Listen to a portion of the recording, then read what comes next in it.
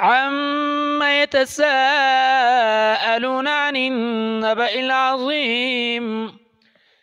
الذي هم فيه مختلفون كلا سيعلمون ثم كلا سيعلمون ألم نجعل الأرض مهادا والجبال أوتادا وخلقناكم أزواجا وجعلنا نومكم سباتا وجعلنا الليل لباسا وجعلنا النهار معاشا وبنينا فوقكم سبعا شدادا وجعلنا سراجا وهاجا وأنزلنا من المعصرات ماء ثجاجا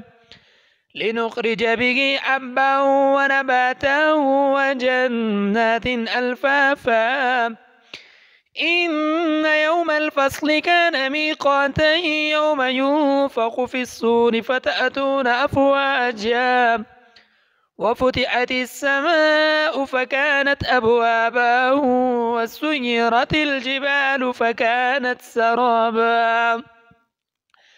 إن جهنم كانت مرصادا للطاغين مآبا لابثين فيها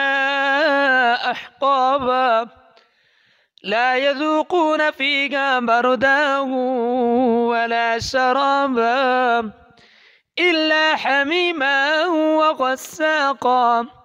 جزاء وفاقا إنهم كانوا لا يرجون حسابا وكذبوا بآياتنا كذابا وكل شيء أحصيناه كتابا فذوقوا فلن نزيدكم إلا عذابا إن للمتقين مفازا حدائق وأعنابا وكواعب أترابا وكأسا دقاقا لا يسمعون فيها لغوا ولا كذابا جزاء من ربك عطاء حسابا رب السماوات والأرض وما بينهما الرحمن لا يملكون منه خطابا يوم يقوم الروح والملائكة